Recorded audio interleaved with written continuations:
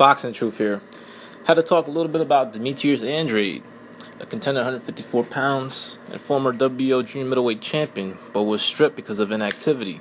It's been a frustrating stretch since 2013 for Demetrius Andrade. He's only fought twice ever since, mostly because of promotional issues and also dumb business decisions.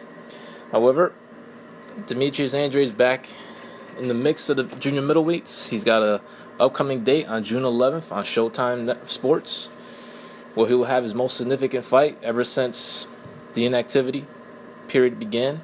And he'll be fighting a solid opponent in Willie Nelson, who's been tested, who's been competing against solid guys, who's recorded upset wins. He comes to fight. He's a tall guy. He lets his hands go. Comes in good condition. And it'll be the toughest fight for Andrade in quite a while, probably since he fought Martirosyan back in 2013. Now, Andrade, he's back in the mix. He's got a new promotional deal, which has been tweaked compared to his past promotional deals. He's been taking time since his departure from the sport, the inactivity of learning the ins and outs of the business, as most top fighters should. Every top fighter should learn the business, learn the numbers, learn how the suits try to take advantage of you. And Andrade is not 100% confident that he's got the politics in boxing on lock. He won't know for sure if he's made the right promotional deal until he gets what he gets for his upcoming fight against Willie Nelson on June 11th. However, it's an interesting deal he recently signed. He's got his own promotional company now. It's called 18 Promotions, and it's for 3 years, a promotional contract where 50% of the rights goes to him and his own promotional company, and the other remaining 50%, 25% each, will go to his longtime co-promoters, Banner Promotions and Star Boxing, the two promotional companies that brought him along throughout his career, that developed him, got him a world title shot, and signed him out of the amateurs.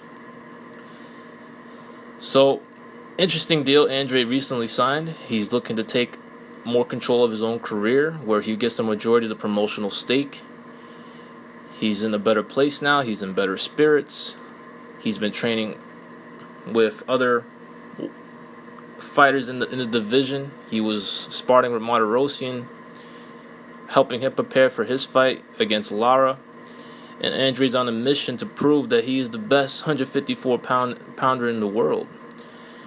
I believe Andrade has a lot of potential before the inactivity. I believe he is the goods. I believe he was the young crown king at 154 pounds. He had a belt, but he couldn't get the fights, and also the inactivity pretty much took his career.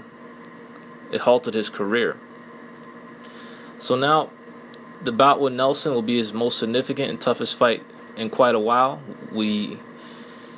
I have to see a lot more of Andrade. I believe he has the potential to be the best 54-pounder in the world. If he's at the level he was at in 2013, I believe he would trash Arizona Lara. He would make easy work of him. I believe he destroys Jermell Charlo, who he was supposed to fight, I believe, before the inactivity took place. That's a whole nother story. Not going to get into that. I already discussed it on one of my previous videos about Andrade. Jermell Charlo will be a tougher fight. And he's in the right place right now. All he has to do is continue to win, remain undefeated, look good doing it, put on exhilarating performances, and he's with the right network. He's on Showtime Sports. He's with a network that pretty much all other Al Haymon fighters in the 154-pound weight class are competing in. There's no blockages, there's no roadblocks for any of those fights to be made. Haymon has done business with the co-promoters of Andrade, so I can see that fight could definitely be made. The fights with Lara and also the Charlo brothers. Liam Smith holds the other strap, fighter from the UK, promoted by Frank Warren. But really, the goal is to unify the titles with the Charlo brothers, beat those guys, beat Lara, and make a statement to the boxing world that he's back and that he's going to be the dominant figure in the 154-pound weight class. But definitely an interesting deal he just recently signed. He's with the right network. Fights definitely can be made. His co-promoters have done business with Heyman. There shouldn't be any roadblocks. All he needs to do is win on June 11th and win impressively. And also, he's in position to become the second mandatory challenger to the newly crowned WBC belt holder at 154 pounds in Jermell Charlo. Right now, Charlo, who is asking the WBC if he can get Canelo next, has to make a mandatory defense against a Don King fighter named Charles Hatley, a fighter who was originally supposed to be the opponent for Andrade, but because Don King is so goddamn difficult to work with and a headache for networks and promoters and managers involved, that fight couldn't be made. So Hatley is now the mandatory challenger for Jermell Charlo's WBC strap.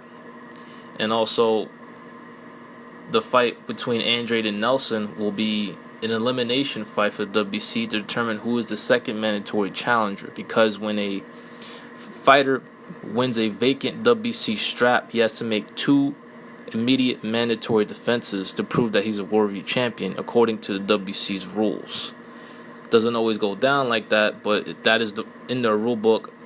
A fighter that wins a vacant WBC strap has to make 2 immediate mandatory defenses. So Jermell Charlo looks like he's going to be fighting Charles Hatley, and then he will have to fight, according to the rules, WBC rules, the winner of Andrade and Nelson. So it's good to see Demetrius Andrade back in the mix at 154-pound weight class. I believe he is the most talented, the one with the most potential. He's got the pedigree, the amateur pedigree. 2007 world champion, was considered the number 1 152-pounder in the United States during his amateur career.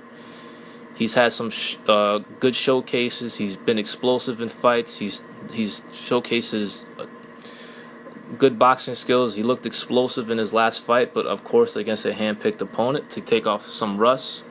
Now he's going to be fighting a much more worthy opponent.